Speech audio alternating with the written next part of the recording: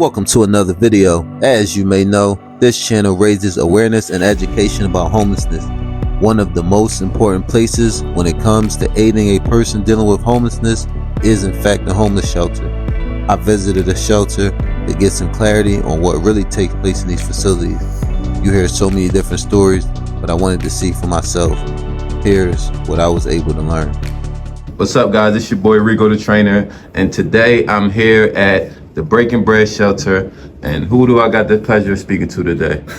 Hey guys, I'm Luke. What is your position at Breaking Bread? I'm the Director of Shelter Services and Case Management. Okay. What is it that you do when interacting with the occupants of the shelter?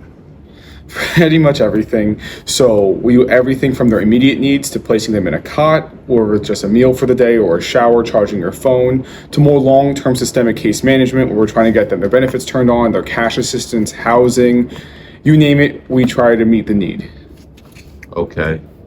And so how does one get into Breaking Bread? Like, what is the process of being a resident here?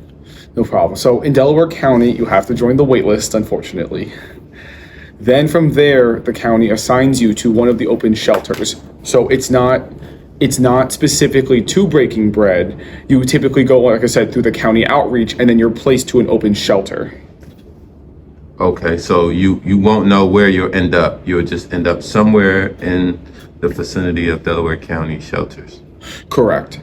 Okay, and once someone is housed, well, and you guys do walk-ins if available as well.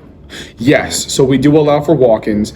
If we have an extra bed or someone's at work for the night, we want to make sure that space is filled, especially in the wintertime.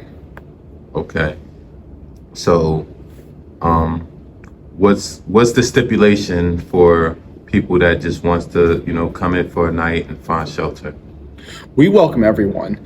So we are a low barrier shelter, and what that means is that we really are here as a housing first model. So what that means is that we don't care if you have a criminal record, we don't care if you're struggling with an addiction, so forth. We're not going to turn you away.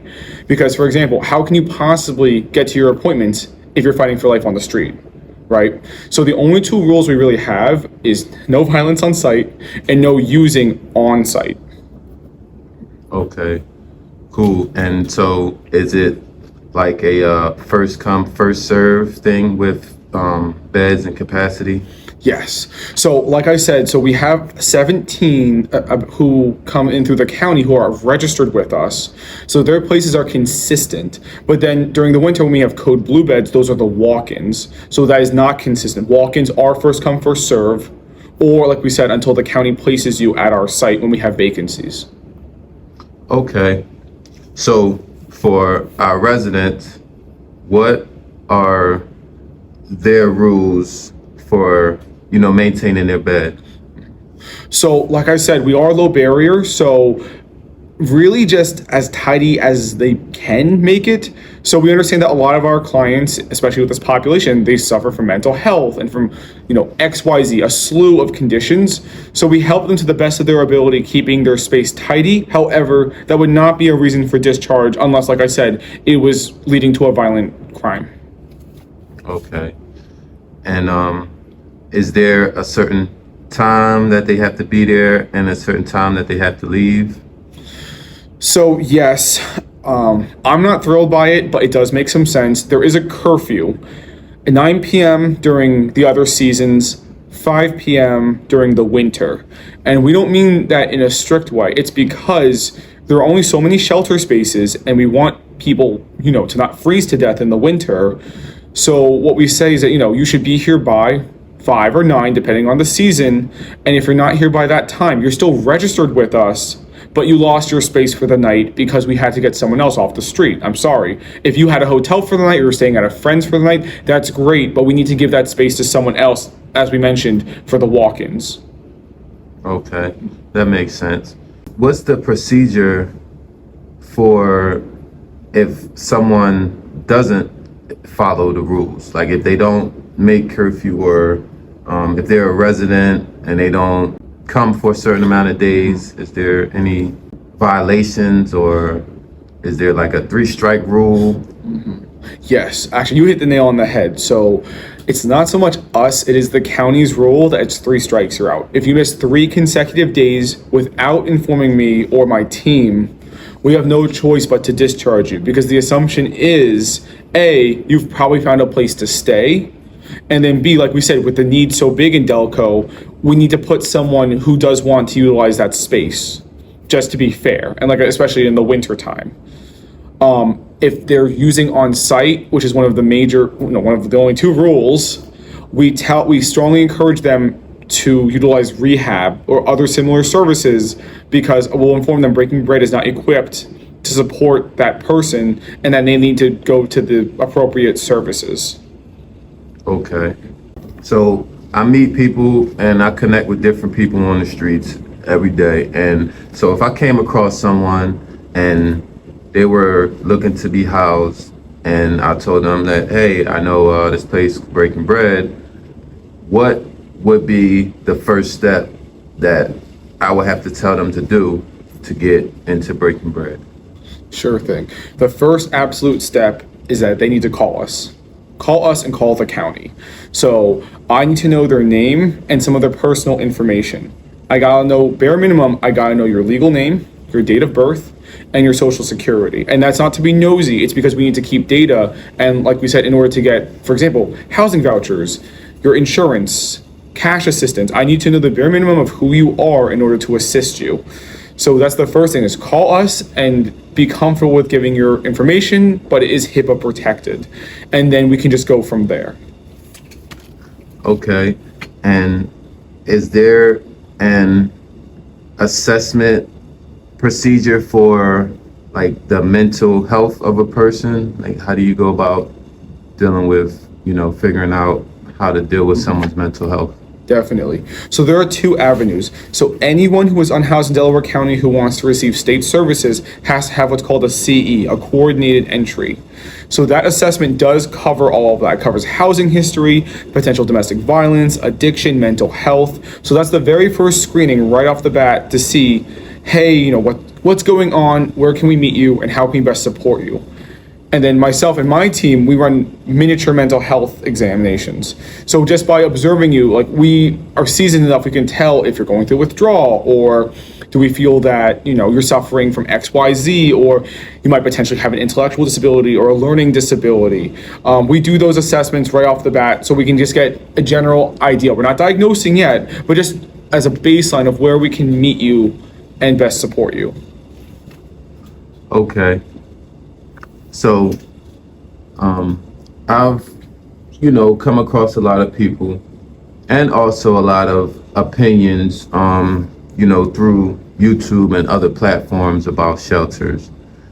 Obviously, you provide a place for someone that doesn't have a place, that may be on the streets, to stay. However, there are a lot of myths, I guess you can say, or theories about the shelters. What do you feel is the biggest way that you guys help those that need housing? I would definitely say what makes Breaking Bread different is that, once again, we are low barrier. That's something completely different from all the other shelters in Delaware County and other counties, is that, we're not discharging you for superfluous reasons, like you didn't do your chores or something else that's kind of frivolous, so to speak. We're not here to judge you, like we said, about your addiction, your crimes, anything like that, because you still deserve housing. You're still a person. So that's definitely what makes us different, in that we really take a human approach. And that's what we use, like I said, the Housing First model, to really gear you towards housing. What's the common thing that you guys come across when it comes to the issue, or where someone may not want to stay, or, what's the biggest issues that people usually have?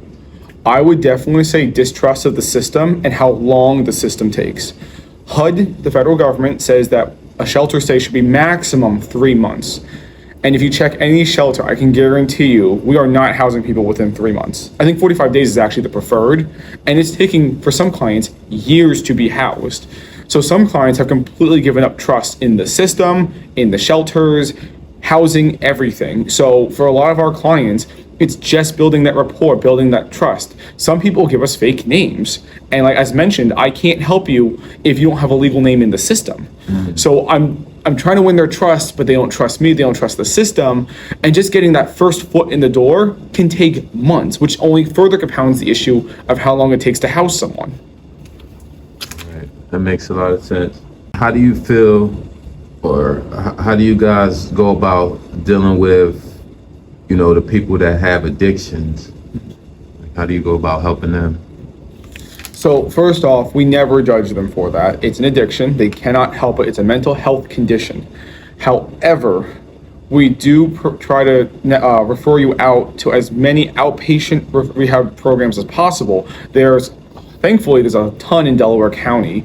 And then if like I said, with the many health assessments, if we do determine your addiction is higher level, we do refer you out to an inpatient rehab, because that would be the appropriate service, because a shelter cannot support that need. But as mentioned, that's a case-to-case basis depending on how intense the addiction is. Okay. And one of the other things that I hear a lot is people tend to see the stealing and losing property as a major issue. How do you guys go about policing that? It definitely is a struggle. We obviously don't want that to happen. However, we do understand that, especially someone who's unhoused for God knows how long, they are in survival mode. They are desperately trying to hold on to what they can to survive. We're not defending it, but it comes from a place of understanding.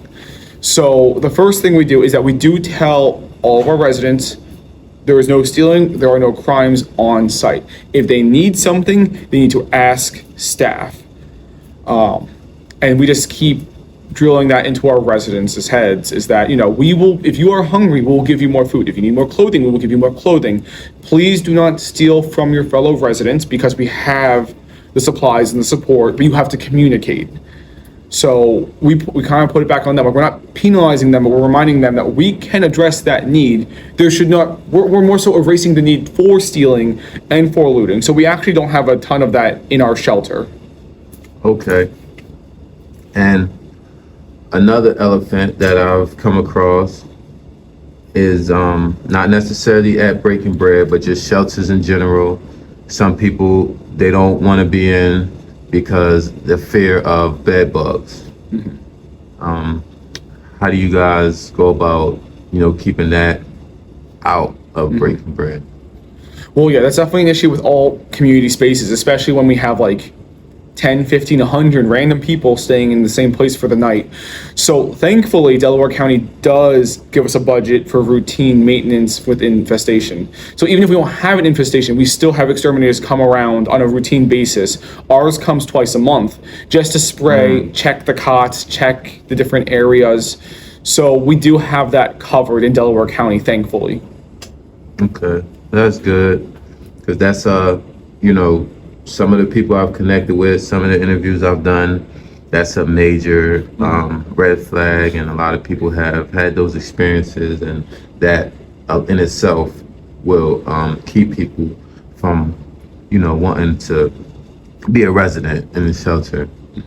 And so, what has been the most common issue for someone ending up on the streets or needing shelter?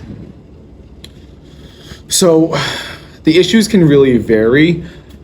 I would honestly just say the main reason most of my guys are here are lack of support or bad luck.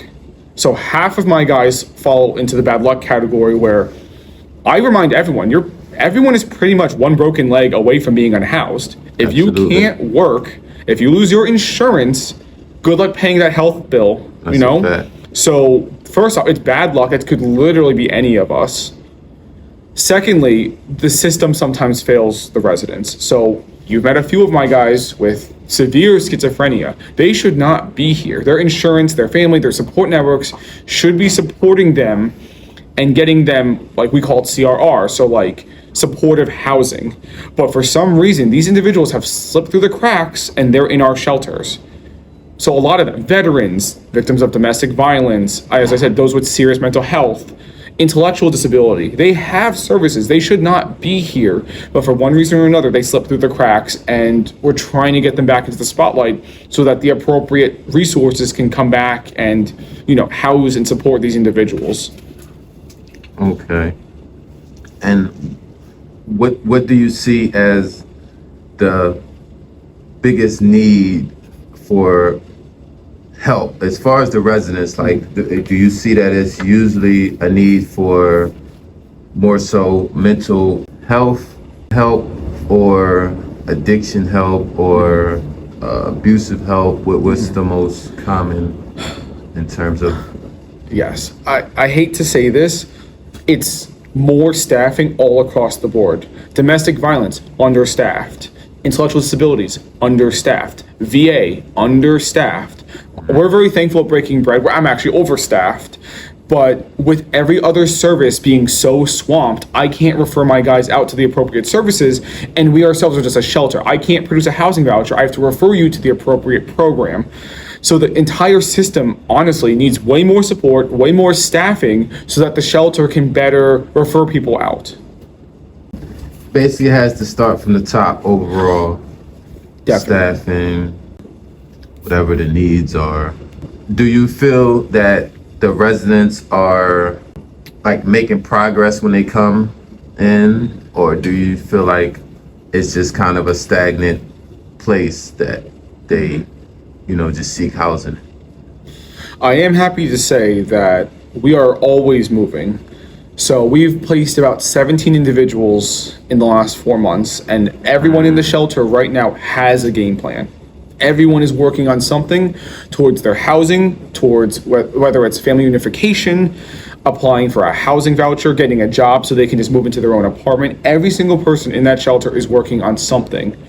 The issue where we sometimes reach are those who have such a serious mental illness that they don't realize that they are sick, or they deny housing because they think aliens or something are going to get them. And once again, because this whole system is so understaffed, we're trying to figure out what we can kind of piece together to best support this individual, get them to understand what they are eligible for, and then getting them to the housing. So that's really only about, I would say, 2 people out of the entire shelter. Like I said, the others fall into the camp of they know what they're doing, they're working on something. Have you seen any, triumphant stories of, people that have, came in through this system and has in turn gotten a job, gotten housing, and is, living a better life? Absolutely. A ton of those placements within the last 4 months are in their own place. They've already succeeded, they jumped ahead, and they're doing awesome. And I'm even proud to say that 2 of my staff and one of my supervisors were previous residents eons ago, and they've really come full circle, and now they're the ones running the shelter. That's pretty dope. Okay. And I would like to get your take on, I guess you could say overall outlook, but it's opinion based. Yeah. But, people have their opinions about the shelter. Whether it's, it doesn't help the people, or just people would rather be on the streets. Sometimes you hear that. What is your take on that, as far as, the myths about shelters and what they're supposed to do for the people? I have to say, I completely agree with the myths. The system fails in so many ways. A ton of the shelters, not specific to Delco, in general, they're just not succeeding where they should be. And even within Breaking Bread, I'm sure there are issues that we have internally. I don't blame them. The whole system from top to bottom has issues, including our own shelter system. So I don't blame people who say, you know what, I feel safer in the park, I feel safer living in my van. But you know what? Like I said, we meet you where you are.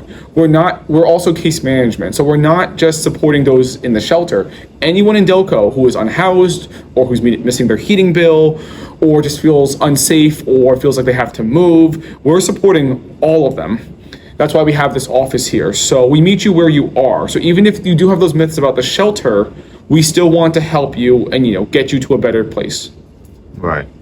And that's why regardless of, what people may say, I still continue to go out and connect with the people and try to give them the help they need. And, I look at it like you guys do the same thing. You're here no matter what, still trying to, fix whatever you can fix and help whatever you can help, which is good. And I've been around. I like what you guys do. I like how you guys treat the people. I like your community. And, Thank you. I hope that you guys continue to change lives. And, it's good connecting with you guys. And I hope that you continue to build and continue to help people and we can continue to work together. But what do you feel is needed to further help more people? The systemic answer is paying better salaries so that these other services are not understaffed, which will then allow the referral process and how things should be run to flow more efficiently. I hate to say that. It's not even about the residents. It's about these better systems and larger organizations. Yeah, just better structuring, better pay, treating their employees better, which will then make the whole system flow much smoother. And unfortunately, I think that's where it is. Because Breaking Bread, we do believe in that. We pay our staffs pretty well, I'll be honest. And that's something that's the hill we die on, is that entry level, beginning staff start at $20 an hour. And they go up from there. Because we feel that you're doing so much work, you're also a therapist, you're being a peer specialist, you're doing 1,000 jobs in supporting these individuals who are the most vulnerable. And we need to support them as best as we can, including in the wallet. So it starts there, which leads to stability, like I said, which leads to the system being more efficient. So that's at least where I credit some of our success. And I think the system at large would improve if we handle those issues further at the top. Okay. That sounds about right. All right. Before we go, I would like you to share and you tell the people how Breaking Bread help people in need and change lives. Sure. So at Breaking Bread, we have housed numerous people. We've gotten various people out of domestic violence situations. We've gotten various people with serious mental illness back on their medication. And that's what makes this all worth it. If we can help you in any capacity, we've helped people just get their heat back on or get their electricity back on, whatever the victory is, even just being sober for a month. I got someone a cake for that. Whatever success, big or small, that's what keeps us going. Okay. That's what's up, man. Well, Luke, thanks for your time. Thanks for, sharing and giving us some insight on, the shelters and what you guys do. I hope you continue to, help the people and, continue to grow. Hopefully create more beds so we can continue to help more people. All right. Thanks for having me. I appreciate you. All right. Thanks, Luke.